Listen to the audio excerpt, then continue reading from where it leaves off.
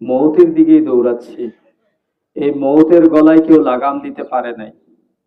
সৃষ্টির সেই আবহমান কাল থেকে স্রষ্টার বেঁধে দেওয়া এই নিয়মের ব্যত্যয় কারোর ক্ষেত্রেই হবে না। মৌতের স্বাদ আমাদেরকে নিতেই হবে।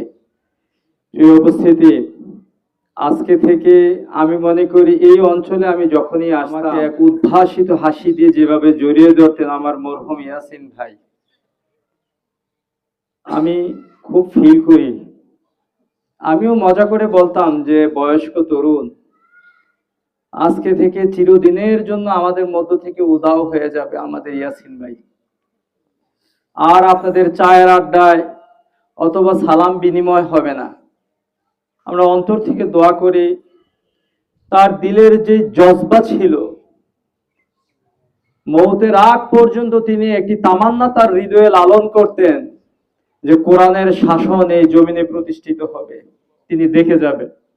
আমরা দোয়া করি আল্লাহ যেন তাকে ক্ষমা করে দেয়, আল্লাহর মালাইকারা যেন তাকে সম্মানের সাথে গ্রহণ করে, আল্লাহ যেন তার হিসাবকে সহজ করে দেয়, তার কবরকে যেন প্রশস্ত করে দেয়।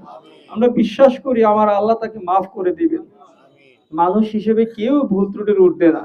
আপনাদের পায়ে হাত রেখে আমি অনুরোধ করছি, এমন একজন সাদা মনের মানুষকে, আমরা আসলে এই জাতীয় মানুষের সংখ্যা খুবই কম, আল্লাহ যেন তাকে মাফ করে দেয়।